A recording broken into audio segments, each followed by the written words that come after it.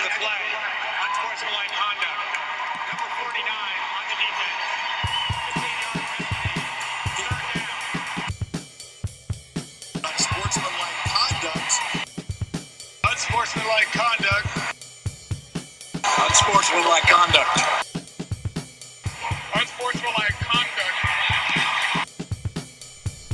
Another day, another dollar, another episode of Unsportsmanlike Conduct for you all. Thank you for tuning in. This is your host, Mike Silva.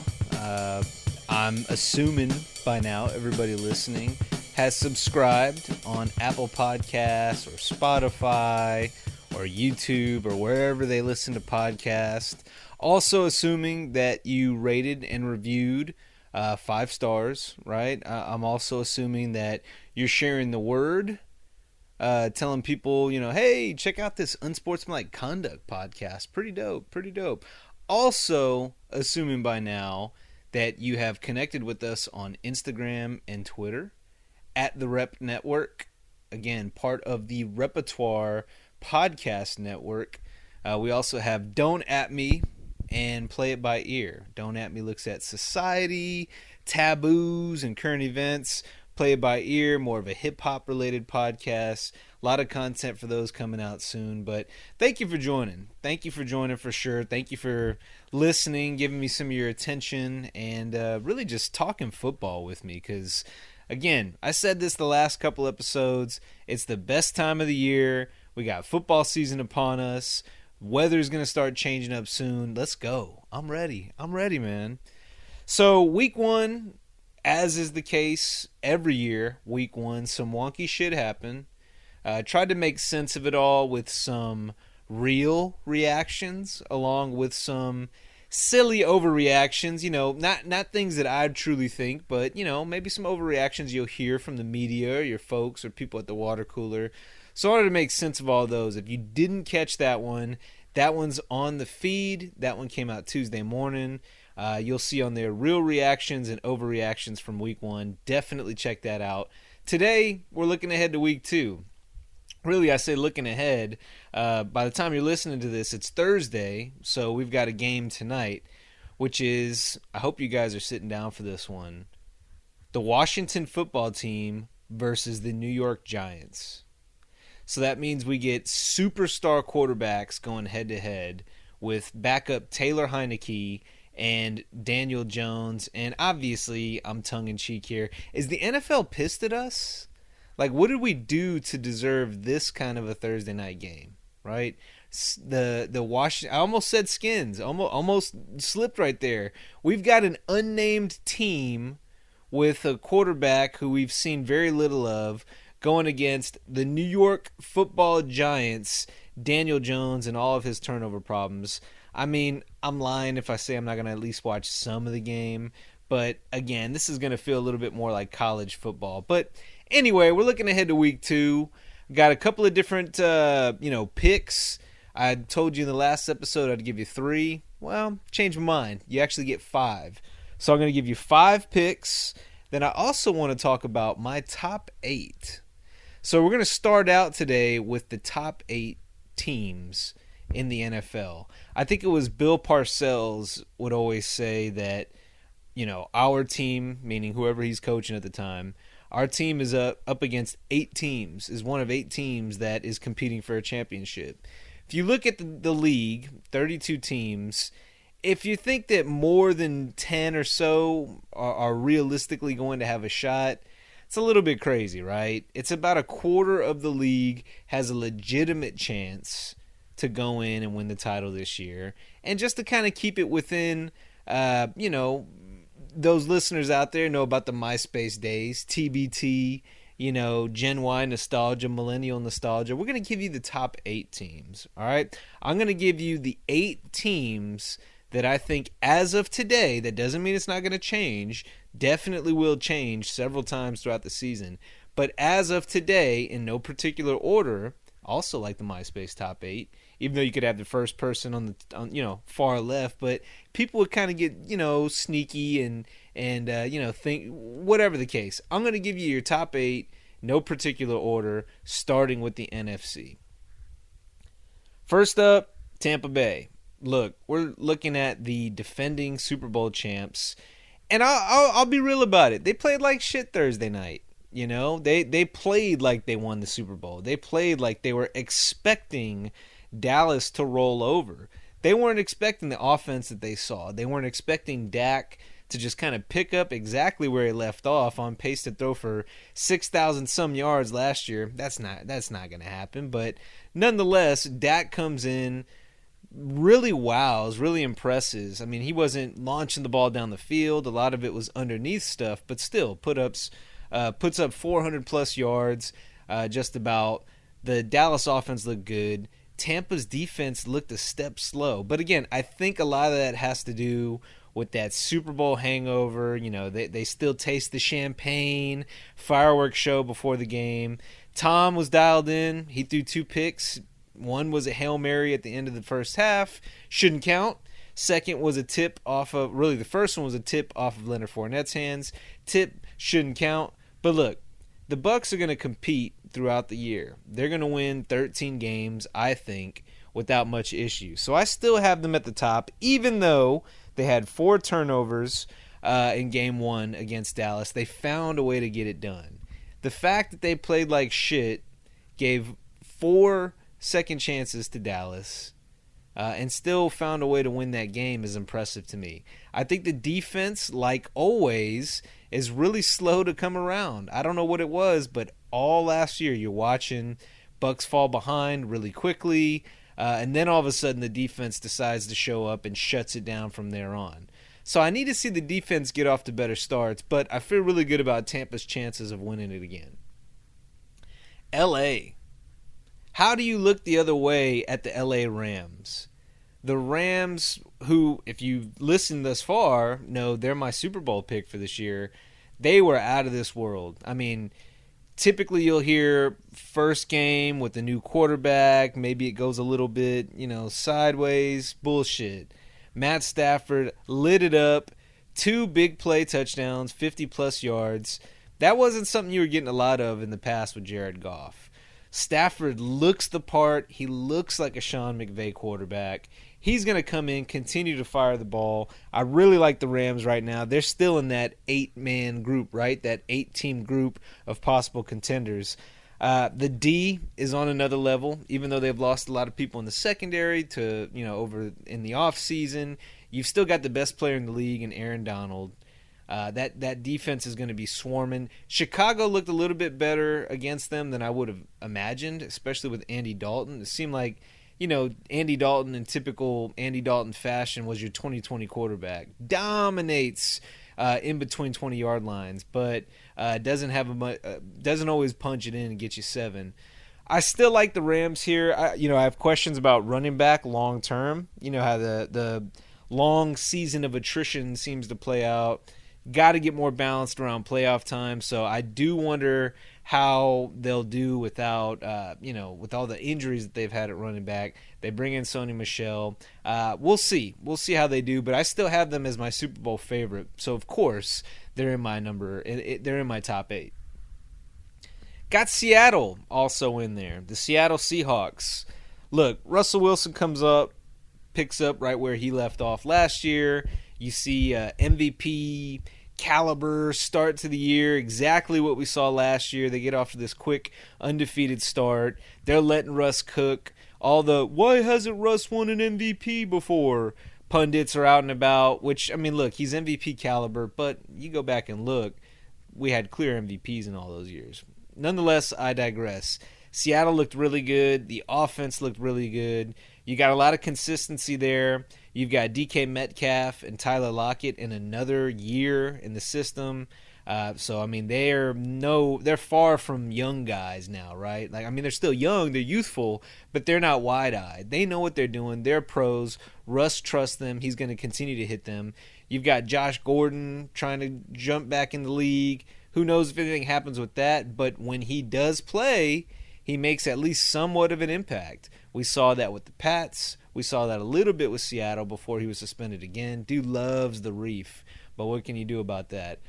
Overall, Seattle looked really good. I really liked how quickly they got out Russ is working the ball deep. They're running the ball with Carson. Seattle looks like they'll be dangerous, and you can never bet against them in Seattle. So if they go as far as I think they'll win that division. I think in the playoffs, it's another story. But still, they've got a chance here. They're one of those top 8 teams.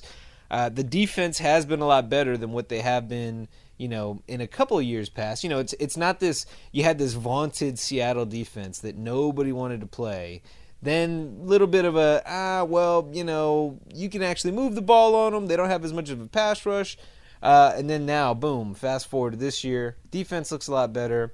The O-line would give me some pause, especially with Dwayne Brown's contract situation. But overall, Seattle's going to be tough. They're going to be one of the teams standing there at the end of the year. Last but not least, in the NFC, I've got another NFC West division team. I've got the San Francisco 49ers. I was tempted to think maybe Arizona in this spot. I'm sure in the future Green Bay will possibly jump into this spot. Not after week 1, though. I'm not giving them any credit. Look, the 49ers, when they were last healthy, were a Super Bowl team. I know that I criticized them for knowing that and playing as such and assuming they were going to just destroy the Lions, which they did for 58 minutes of the game. The 49ers are going to be good. They're going to be right there at the end. They've got a really good offense. They scored 41 points, which was the top from week 1. They've got really nice defense. They got a lot of playmakers on both sides of the ball. You got Deebo Samuel. You got Brandon Ayuk, who, even though he was a scratch last week, he'll come around. You've got, on the defensive side, Fred Warner. I mean, you got a lot of names. Bosa. The Niners are going to be there at the end of the year. They'll be a playoff team so long as they can stay healthy. And that is a gigantic asterisk that I will slap on this team. Raheem Mostert gets a knee injury. He might go on IR. Maybe he'll be out a couple weeks. Well, he announced he's out for the year. So, boom, running back on right there. Shanahan has always found a way to produce in the running game. Especially with the 49ers. It seems like whoever they throw in there, Jermichael Hasty, Mitchell the other night, Sermon. So, they're going to look, I think they'll be okay at running back. My question, and the question that I always have with this team, is quarterback. What are you going to get from Jimmy? He played pretty well. I will say he played pretty well. And if you look at his winning record, he still wins 75% of the games he starts. But at the end of the game, when he's got to make those plays, we saw him barely miss Emmanuel Sanders in the Super Bowl. If he makes that catch, maybe the Niners going to win. But they'll be there at the end. They're going to be a playoff team. They're going to be a contender. They are, as of now. I just want to make sure that they stay healthy and they continue to produce at the quarterback position. So shifting gears over to the AFC, this was hard. This was a lot harder than I thought, and you could hear that when I did the AFC over-unders pod. It's really hard to find anybody that's going to compete with KC. KC obviously is in this 8-team bubble. Look, they're down 12 points multiple times against the Browns in week 1. They find a way to come back. They always find a way to come back. Their Super Bowl run, they were down double digits 3 times. Didn't matter. Mahomes and co. got it done. Andy Reid always seems to find a way. The Chiefs are going to be tough. They really are. You've still got Tyreek Hill. You've still got Travis Kelce. You've still got Andy Reid calling the shots. Oh, and have I mentioned Patrick Mahomes, who is 11-0 with 35 touchdowns and 0 interceptions in his career in September. So you can pretty much bank that they're going to go 3-0, 4-0 in September, just because that's what they've become accustomed to, right? KC is going to be tough. They're going to be tough. The one thing that I have, concerns I have with them, you can always say O-line, which they really shored up after last year's disappointing end of the season. But for me, it's the defense. When they needed to, they made their stops. And that's kind of been their story, similar to Tampa Bay. They allow a ton of points, 22 in the first half. They hold the Browns to 7 points in the second half. Now, granted, Cleveland might have made it easy by going a little bit more conservative. But the one question I would have from KC is, can their defense start quick enough so that they don't have to pass the ball on every single down? Which, actually, probably a good problem to have, right? Putting the ball in Mahomes' hands every snap. Of course, they were out without Frank Clark and Tyrann Mathieu. We'll see once those guys are healthy how this defense looks long term. They're going to be really hard to compete with in the AFC. Next team that comes to mind, team I was just shitting on, the Browns. So, yes, they blew a game at KC that they had to have. Yes, they've done it now 2 years in a row where they come up just short. Ball in Baker Mayfield's hands with a chance to go ahead and possibly beat the Chiefs in their house. They fall short 2 in a row. Their last 2 games, the last 2 losses, have been against this Chiefs team. That being said, as long as the team that they're playing isn't named the Kansas City Chiefs, the Browns look pretty damn good. And even in those losses, they looked really good. The offense looked unstoppable. They're going to run the ball down your throat. The defense gives up 33 in week 1, but they didn't even really see the field at all in the preseason. So for them, they're still in preseason mode. There's been some turnover on the defensive side, so it's going to take some gelling, some getting used to. But Cleveland ultimately looked really good. The question mark there was, and always will be, are you going to get enough from the quarterback position? When the ball is in Baker Mayfield's hands and the defense knows they have to pass the ball to win, can he get it done? So far, they haven't been able to, but I have confidence that they are still one of these 8 teams in this title bubble. So I've got Cleveland in there as well. The last 2 spots, I really had to stretch to give these teams credit. Like Cleveland, Buffalo is another team that has heard all offseason how great they are and how, they really did well with free agency and, they're the sexy team to take that next leap. And, hey, if you need an AFC championship, an AFC Super Bowl, team that isn't the Chiefs, who's it going to be? It's got to be the Browns or the Bills, right? Man, they heard that shit all off season, and that's how they played. They came out Sunday, and I actually had Pittsburgh winning that game as one of my few upsets from the weekend. Of course, I didn't post that because your boy's not perfect. But, Buffalo all year heard about, okay, they're going to be the sexy team. They're going to find a way to get it done. Josh Allen, MVP caliber. Hey, I said it in the AFC Over-Unders pod, and I'll say it again. Can I see it in a second year from Josh Allen? Can I see it with a little bit more consistency? And this is actually a pretty good time to pause and quickly talk about why I feel that way. So, as I mentioned last episode, and as you all know who know me personally, I'm a 49ers fan. I bought in entirely to the lust and allure that Colin Kaepernick was going to be. You've got this second-year guy who comes in for an injured Alex Smith. The league doesn't know what to do. They're on their heels. He pushes, gets them to the Super Bowl. They fall behind quick, and they fall just short of making a miraculous comeback. They lose 34-31 to the Ravens. The next year, same thing. All this hype. Okay, the 49ers, they're the team to beat. Well, they make it to the NFC title game as a wild card because Seattle surpassed them. And at the you got 35, 40 seconds to go. I think they had a timeout or two. It's been a while since I watched this game, but what happens? Kaepernick forces the ball. They're in the red zone, by the way, mind you, or just outside of it. Forces the ball into a tight window. Malcolm Smith tips it in the air. Richard Sherman picks it off. That's all she wrote. 49ers lose the game. We get our Sherman soundbite where he's all in Crabtree's face and all that kind of stuff. Next year, they start out 7-4, 7-5, somewhere in that range, and then boom, 8-8. The next year, they are an awful team, don't make the playoffs, and that's pretty much all we heard from Kaepernick. So the trend that I saw is each and every year the guy took a step backwards as opposed to forwards.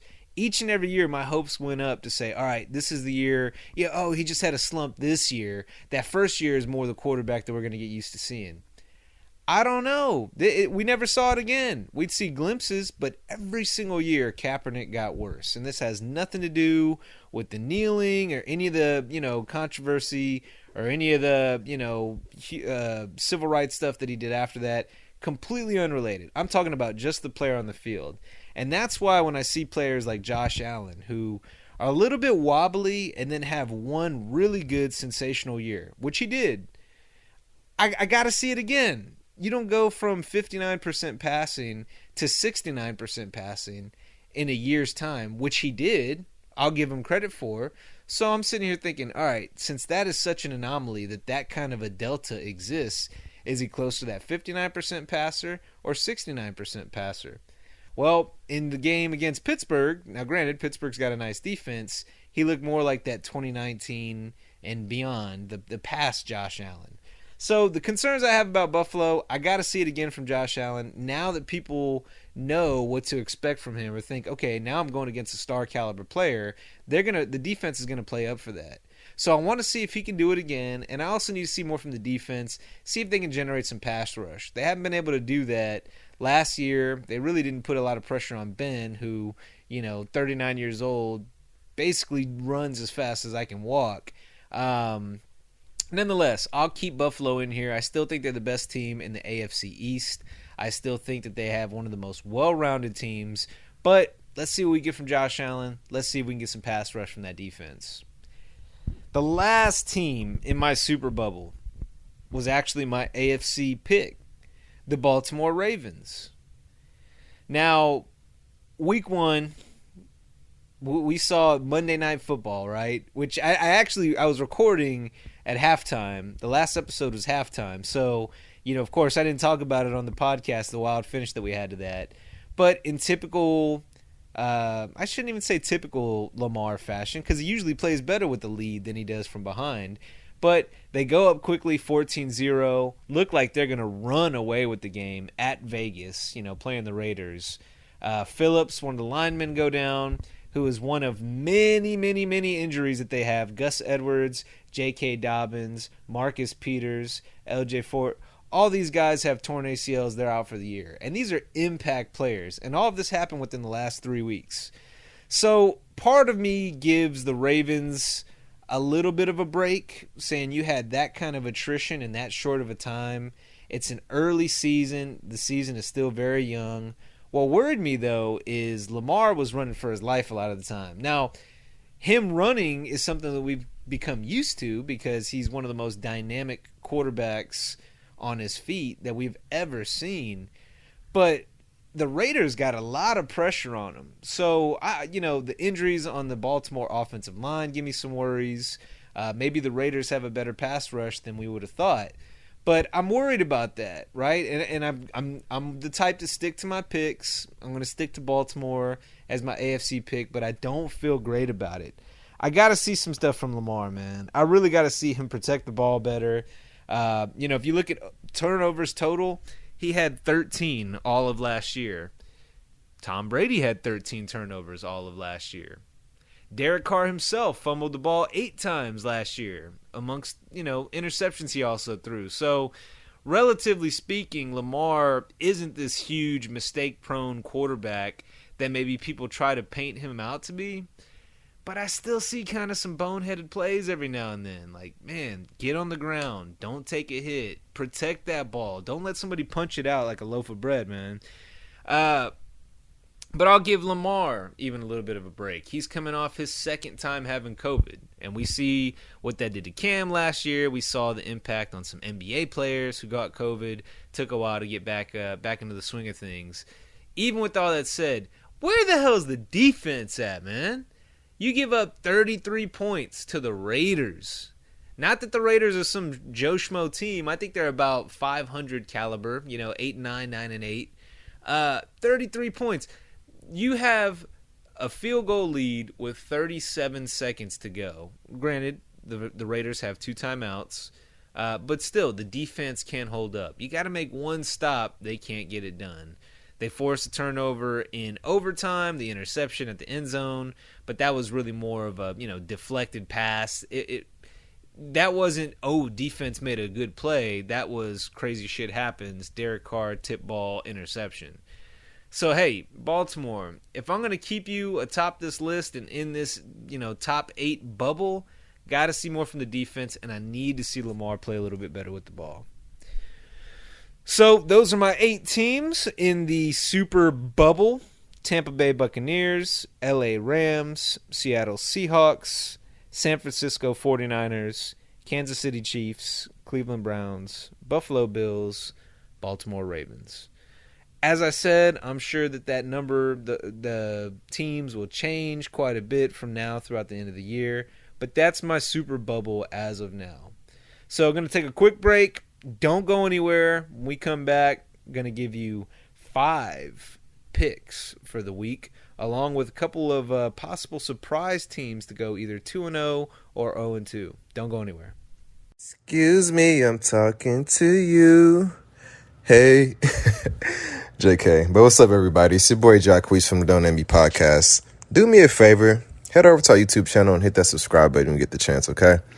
The cool thing is, when you subscribe, you'll be the first one to get all of our unfiltered takes on today's latest controversies, current events, society, and relationship talks from a guy's perspective right when it's published. How dope is that, right?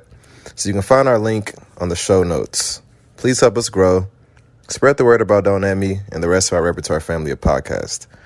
All right, let's get back to it. All right, coming back from break.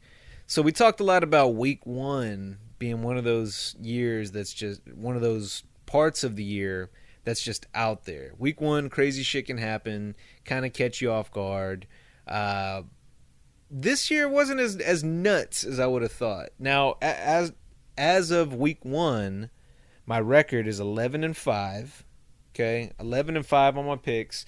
And as I mentioned before, when I did the over-unders, I looked at every game for the season. So I did my week 1 picks, went 11-5. I had Pittsburgh upsetting Buffalo, but I can't talk too much shit because I also had Green Bay blowing out the Saints. I had the Falcons beating the Eagles, and I had the Vikings beating the Bengals. So, hey, nobody comes out unscathed. 11-5 is a pretty good number. And I also had Houston winning. But again, that's the only game that they, for sure, I felt confident about them winning all year. So something strange that will happen at the end of this week is you're going to have some you're going to see some people in the standings, some teams in the standings that are going to catch you by surprise. There's going to be some teams that are 0-2 that you wouldn't have thought. There are going to be some teams that are 2-0 that you wouldn't have thought. In the past, way back, you start 0-2, you're pretty much not making you're not making the playoffs. Now you go into still unlikely, but you got about a 20% shot. Some of the teams from recent history who went 0-2 and still picked things up and succeeded. We've got the Cowboys, who kind of started this stat, right, in the Emmitt Smith, Troy Aikman era. Start 0-2, finish 13-3, win the Super Bowl. And then, this pains me to say, we've also got the Giants. Yeah, you know the year. I won't even say. But they beat my boy Tom in the Super Bowl. After an 0-2 start, they make the playoffs, and they figure it out. So I mentioned that to say if you go 0-2, it's not the end of your season, but you're going to be looking up at a lot of ground to cover. So who are going to be some surprise 0-2 teams? Well, we've got a couple of candidates. Baltimore could very well fall to 0-2. The injury bug has bit them. They lost a heartbreaker on Monday night to the Vegas Raiders. And as a gift, they get to play the Kansas City Chiefs this week. They're 3.5-point dogs, which sounds about right. I'm worried about this game, and I'm worried about the Ravens for this. I think they could very easily fall to 0-2. But they might not be alone, because another team that can go to 0-2 would be the Cleveland Browns. In the past, if you said Cleveland's 0-2, people would have said, oh, that makes sense. But with all the hype that they've come in with, all the Super Bowl talk, them being 0-2 I think would certainly be a disappointment. Maybe not a complete surprise since they started with KC. But, I mean, that's going to give them a lot of ground to cover. So they could possibly fall to 0-2. The Bills, they play the Dolphins this week, who, eked out arguably a lucky win against the Pats. But look, that's going to be a good game. Bills could potentially fall to 0-2. And then last but not least, My team that I'm really concerned about, the Green Bay Packers, because of all the Rodgers distractions and, 50-50 on retirement versus returning. He's looking at Jeopardy. It's all a beautiful mystery. They could possibly go to 0-2. Now, they're playing Detroit, so that seems extremely unlikely. But those are 4 really good teams that are possibly going to go 0-2 after this weekend. On the flip side, who are some of the surprise 2-0 teams? Well, first of all, if the Texans get there, nobody would see that coming. I'm sure people might have guessed they'd win 2 games all year. They're playing a tough game, obviously, against the Browns.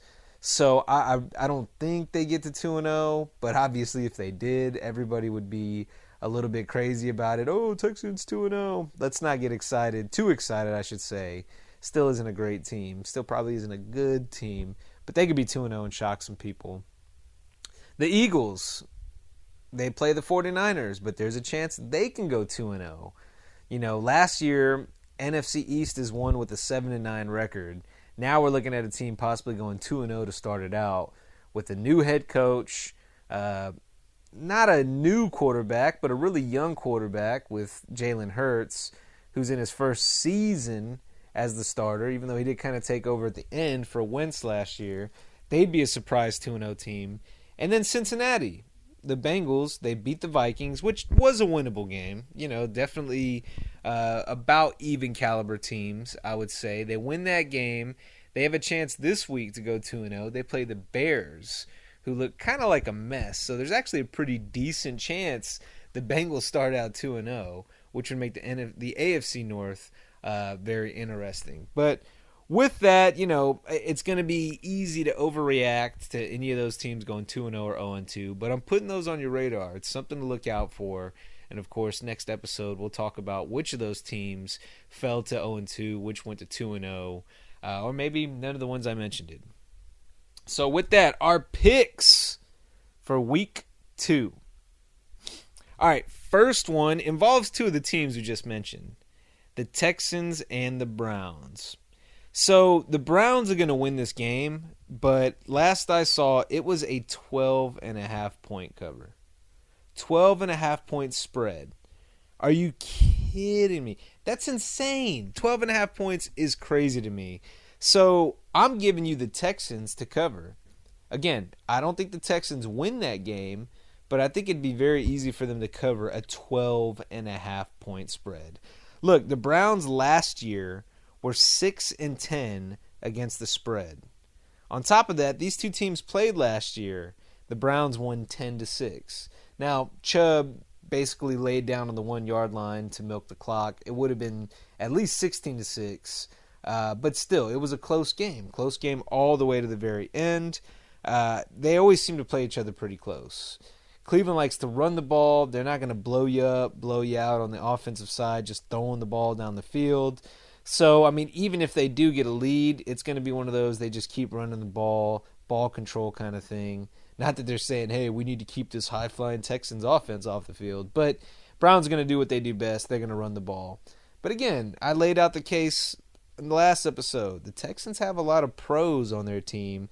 They have vets that have been around for a while. I'm not suggesting they're even going to go over their 4 win total for the year. But I think they'll cover 12.5 points. So I've got the Texans covering that 12.5 point spread. Falcons Bucks. This is another crazy high spread. Double-digit spread. I'm seeing 12.5. Let's look at how these 2 teams played last year. First of all, divisional games are always a coin flip. The favorite will typically win, but you can't be surprised if you have, a Jets beating the Patriots, or you have, a Bengals beating the Browns kind of thing. It happens. It happened last year. So I don't think the Falcons beat the Bucks, but 12.5 points, I think it's very easy for them to get a backdoor cover. So last year, first time they play, the Falcons are up by 17. They have a 17-point lead going into the second half. Of course, the Bucks figured out, pull ahead, pull away, win the game. After that, it's a one-possession game going into the fourth quarter, the second time these teams matched up. It's a less than a touchdown lead the Bucks have going into the fourth quarter. Of course, Tampa won both of those games. But to suggest that they're going to have a 12.5 point margin over the Atlanta Falcons is kind of nutty to me. Now, granted, second game, they won 44-27. But that's the last game of the year. Everybody's kind of made up their minds what they're doing the rest of the season. This is a different story. This Atlanta team doesn't want to go 0-2. They have Arthur Smith. I mean, to be honest, I didn't see anything from Atlanta that impressed me in week 1, but it's a divisional foe. So I give them a chance to at least cover, because that is a crazy high spread. Next up, I've got the Rams over the Colts. First of all, LA Rams will beat the Indianapolis Colts. At least that's, my pick. 3.5 points as the spread. This is in Indianapolis. Typically, home team will get that 3-point margin. I'm surprised they have it at 3.5. That seems a little bit high to me for the Colts. I easily have the Rams covering that. Look, I laid out the case earlier. They've got a sensational defense with a great pass rush, with the best player in the league on that side of the field. They've got Matt Stafford, who is lighting it up, and he's going to be playing indoors. Like, come on now. Stafford's going to light it up at Lucas Oil. You've got Carson Wentz, still kind of shaking off some rust. He's going to be running for his life with Aaron Donald coming after him. I've got the Rams winning this one, and of course covering the spread. Rams over Colts in week 2. Next up, I've got the Cardinals at home for the Vikings. They're a 4-point favorite, and I think that they cover. I take the Cards over the Vikings -4 here. And why is that? Well, Minnesota looked really flat in week 1.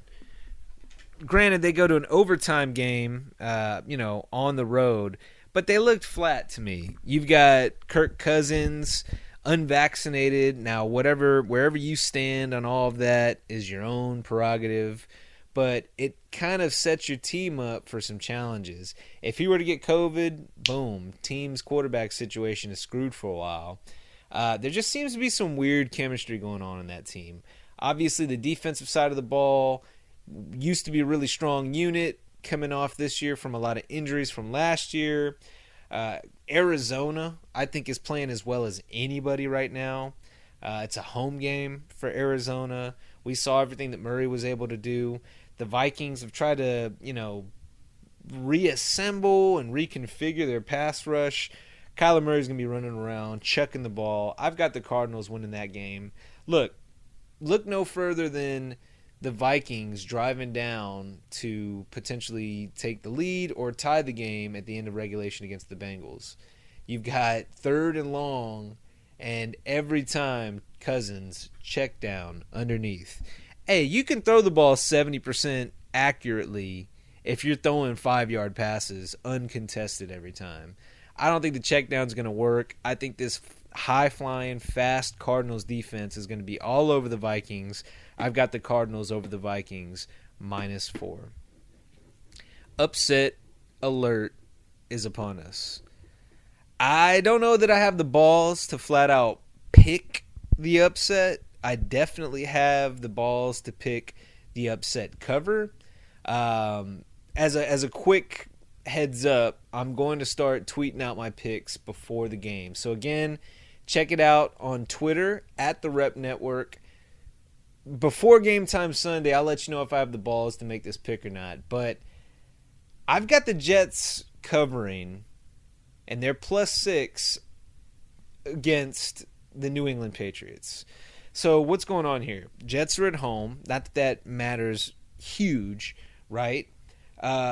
You've got Bill Belichick going against a rookie quarterback in Zach Wilson. So you're like, all right, well, maybe history tells us that he'll get it done.